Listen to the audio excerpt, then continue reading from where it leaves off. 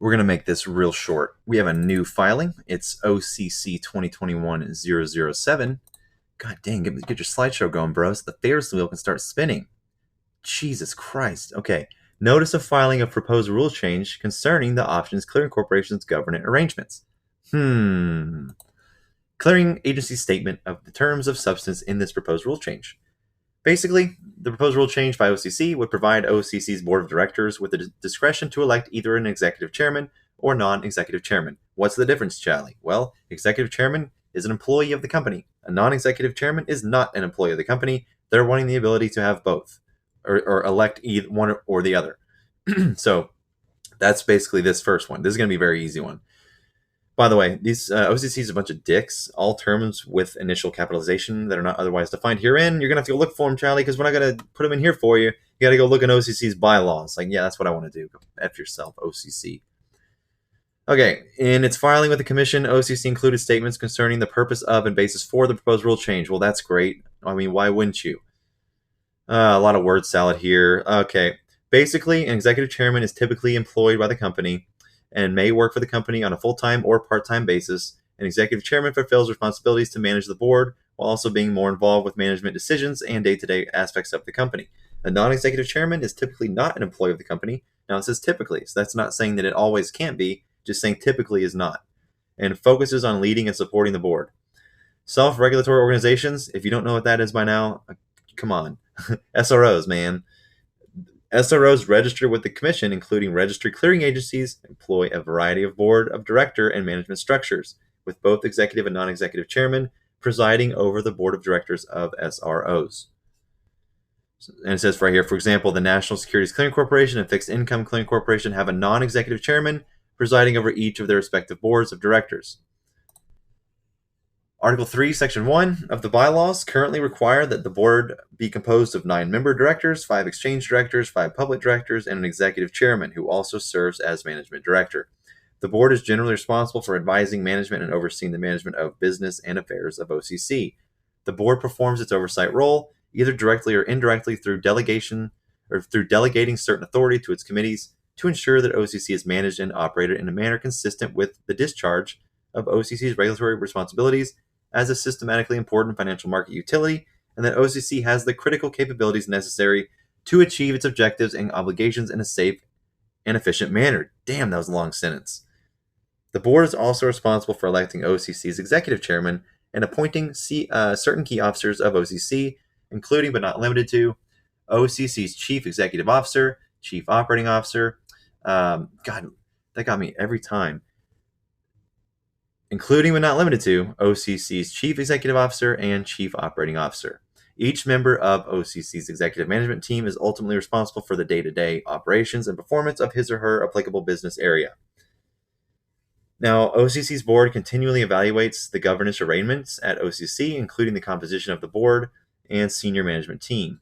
OCC's board and management structure have evolved over time in response to changing business conditions and regulatory obligations, as well as to changes in personnel and the knowledge, skills, and experience of its various board members and senior officers. Great, so what does this all mean, dude?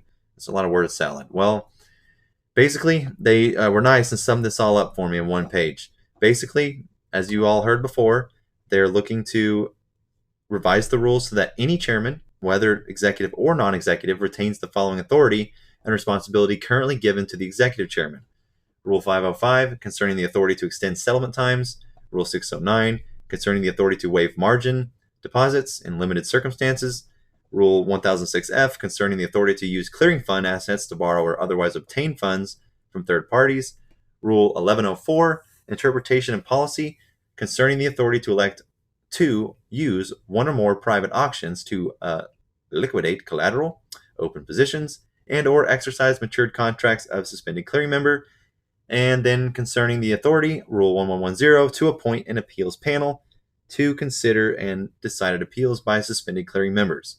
So what does this all mean? They're changing the bylaws of the OCC to either appoint non-executive or executive. Why?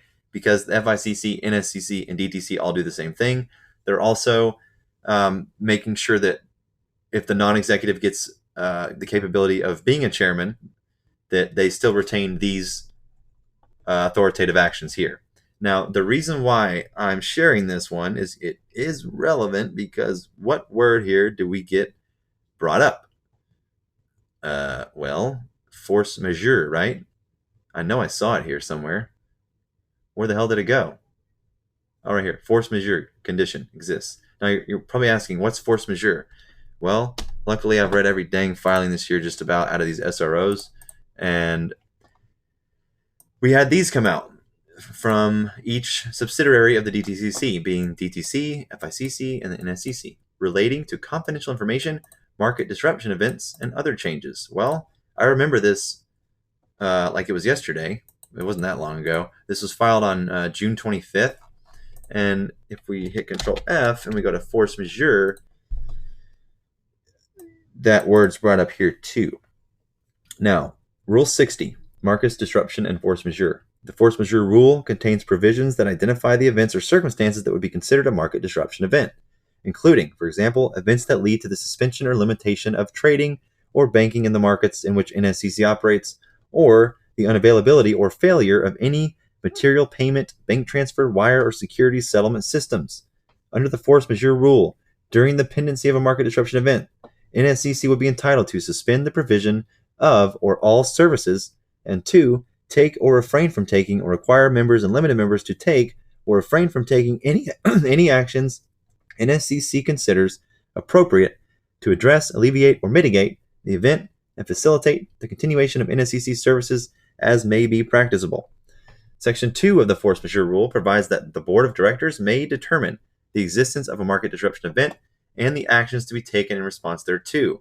However, if the board of directors is unable to convene, the force majeure rule provides that certain officers may make such determination on an interim basis, which determination is then ratified, modified, or rescinded as soon as practicable by the board of directors.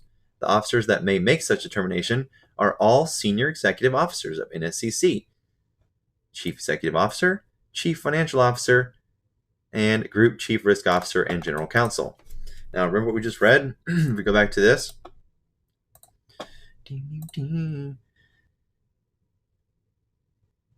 OCC has the critical capabilities necessary to achieve its objectives and obligations in a safe and efficient manner. The board is also responsible for electing OCC's executive chairman and appointing certain key officers, CEO and COO.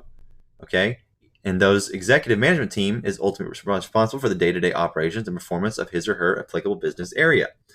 So basically, the fact that we have force majeure brought up here, it's kind of hinting at the fact that we may be using this rule soon. Yeah. So what's the force majeure rule in a nutshell? Well, it might jack your tits a little bit. And if there's any females that listen to me, I'm so sorry if you find that sexually harassing. I'm not by any means. Never mind. Sorry. Jack, you know, it's all good. Force majeure. Check this out. As far as law, it's unforeseeable circumstances that prevent someone from fulfilling a contract. Irresistible compulsion of greater force. Basically, it's greater force. It's related to the concept of an act of God, an event for which no party can be held accountable, such as a hurricane or tornado, or MOAS. MOAS, act of God. That's OCC-007. Sorry, everyone. It's a doozy. And by the way, 5-year-olds do not understand finance, so I apologize.